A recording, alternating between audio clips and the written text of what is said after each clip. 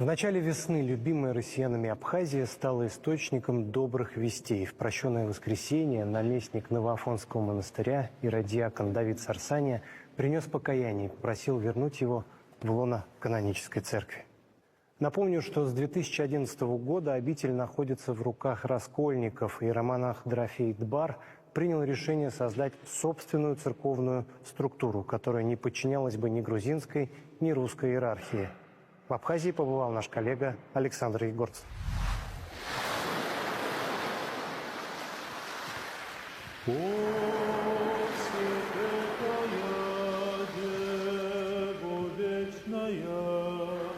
Дева чудная, всесвятейшая, помощь скорая безпомощному, радость чудная безотрадному. Абхазия – благодатный край, сочетающий могучие Кавказские горы и чистейшее Черное море. Щедро наделенная Богом природа, старинные памятники и знаменитые курорты. А еще Абхазия – это страна души, как в переводе на русский звучит название Апсны.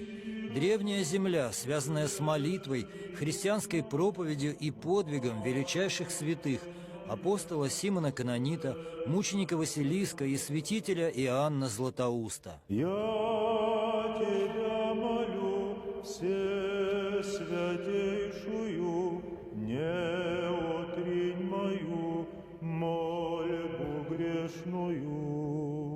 Знаменитый Новоафонский монастырь апостола Симона Канонита. Он основан в 1875 году монахами русского Пантелеимонова монастыря со Святой горы Афон в Греции и при участии российского императора Александра III. В память об этом на фресках изображены святые, небесные покровители основателей и строителей Новоафонского монастыря. Этот монастырь на Абхазской земле стоит по благословению старцев русского на Афоне Свято-Пантелеимонова монастыря. Это прежде всего имена таких великих столпов духовной жизни, как старец иеросхимонах Иероним Соломенцев и первый игумен в XIX веке русского монастыря на Афоне, старец хиархимандрит Макарий Сушкин.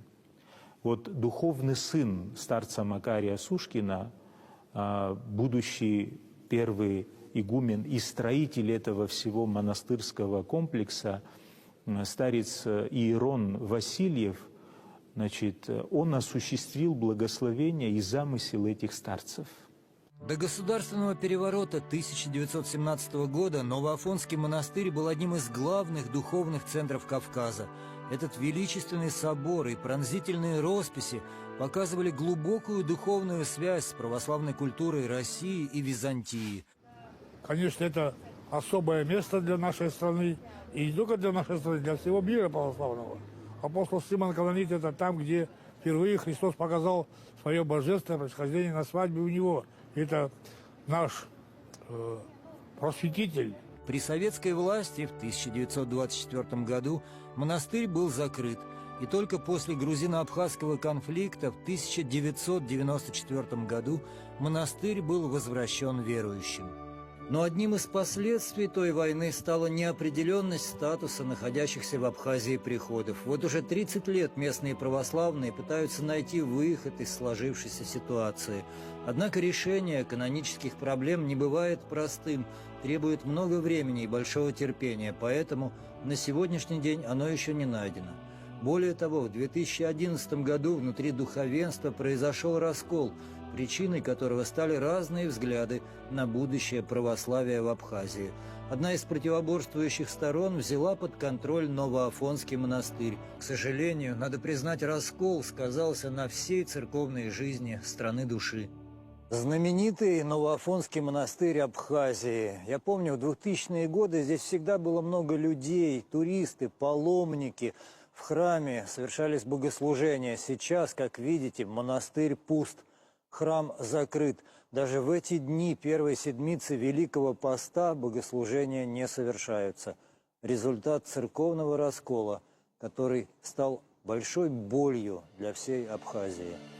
Утром в среду первой седмицы Великого Поста отец Виссарион, старейший священник Абхазии, везет нас в Сухумский собор на литургию. Отец Виссарион, а вы родились где? А где я родился? Да. Гудаутах. Лыхны? Родился в Гудаутском родителям тоже. А это какой год был? 1947. Ой, послевоенный сразу. Отец был на войне, пришел и в 46-м женился, в 47-м родился.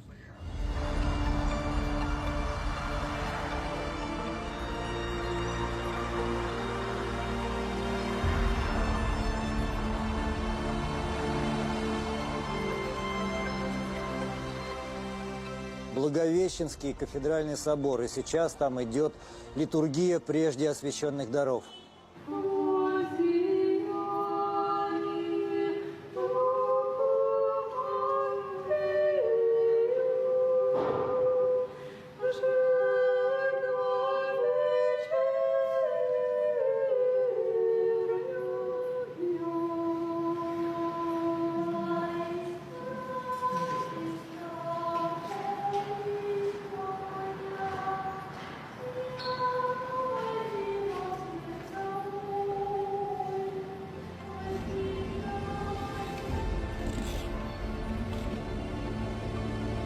Ближе к вечеру отправляемся из Сухуми в горы. Наша мечта снова побывать в святом для многих христиан месте, монастыре святителя Иоанна Златоуста в селении Каманы.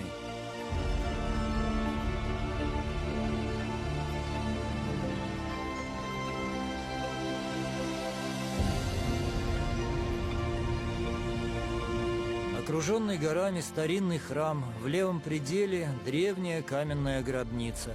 Это место кончины и упокоения величайшего богослова и проповедника христианской церкви, святителя Иоанна Златоуста, автора множества молитв и составителя божественной литургии. Отец Игнатий, вы стоите у гробницы Иоанна Златоуста. Да. Где Константинополь и где Сухуми? Святитель Иоанн Златоуст обличил императрицу и императора, за что был и сослан. Сослан был в Пицунду, потому что Пицунда считалась специальным местом для ссылок. Эти места были заболоченные, и он шел по малому шелковому пути, и он лежал именно через Каманы. Когда он прибыл сюда в Каманы, ему стало плохо, он был болен, истощен болезнями, истощен был страданиями. Удивительно, миллионы православных христиан по всему миру каждый день читают молитвы, написанные Иоанном Златоустом, причащаются на литургии Иоанна Златоуста, но далеко не многие знают, что великий святой Византийской империи, архиепископ Константинопольский, окончил свой земной путь в ссылке и опале от императора.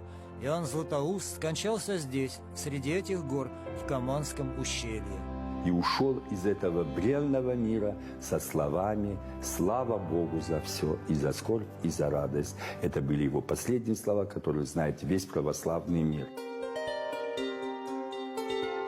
Перед вечерней службой канона Андрея Крицкого игумен Игнатий приглашает подкрепить силы скромной трапезой. Стол строго постный, но как же все аппетитно! Овощи, лаваш, маслины, каша и непременная аджика. Вкусная трапеза. Маслины вкусные. Очень. Во дворе на территории монастыря замечаем колоритную живность, барашка и даже страусов, и местную ворону-расхитительницу, в отсутствии хозяев, учиняющую погром на столе.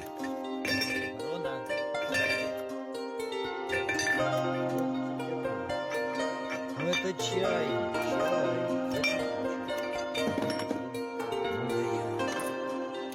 О, ложку стырила. Каманское ущелье погружается в сумерки. В горах тишина и уединение.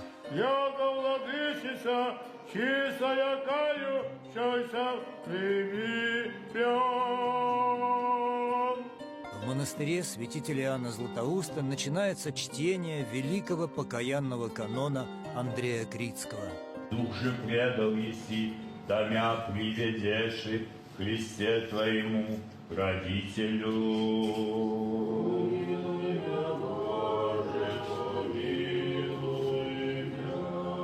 Ну что ж, исполнилась давняя мечта. Мы вновь, 20 лет спустя, посетили монастырь святителя Иоанна Златоуста в Каманском ущелье. Тогда еще все стены хранили следы войны. Над гробницей святителя Иоанна простреленные стекла, осколки. Сейчас в храме идут богослужения, и в данный момент продолжается чтение канона Андрея Крицкого.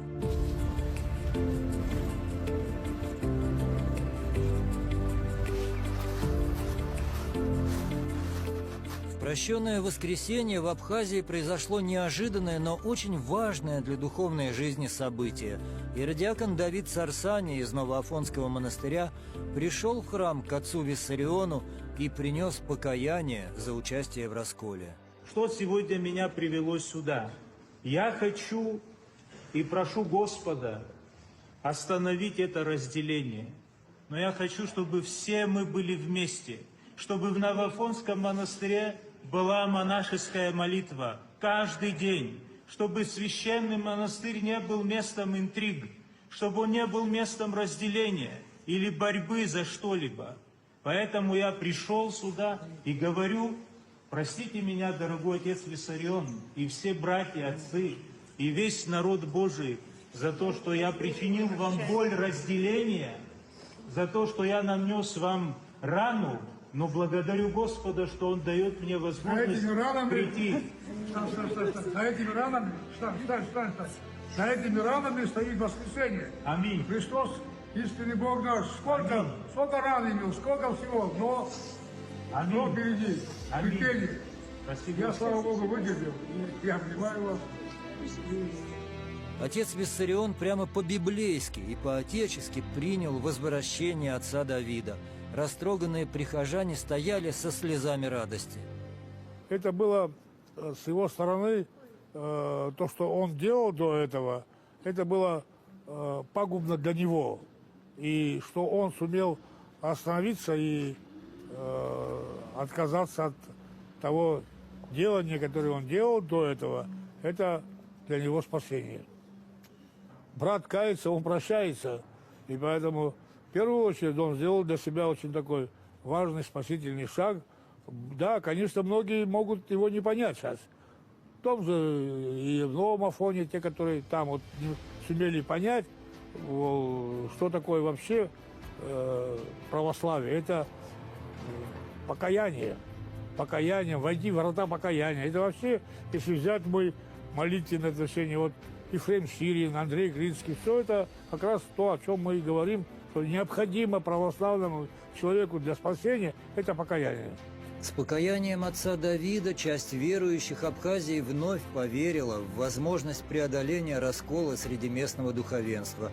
Кто знает, быть может, именно в этот раз этим надеждам будет суждено сбыться. Стороны, наконец, услышат друг друга и объединят усилия в поиске выхода из сложившейся ситуации. Грустно и печально в дни Великого Поста видеть опустевший Новоафонский монастырь без богослужения и богомольцев. Пока в нем остаются раскольники, следует воздержаться от посещения и лучше там не молиться. Но христиане Абхазии верят, что придет время, и активная монашеская жизнь вернется в эти святые стены, и под сводами Великой обители в Новом Афоне вновь зазвучат молитвы и песнопения, возносимые к Богу за весь народ. А сам Новоафонский монастырь, отогретый молитвами верующих, вновь станет не только туристической достопримечательностью этого невероятно красивого края, но и главным духовным центром всей Абхазии.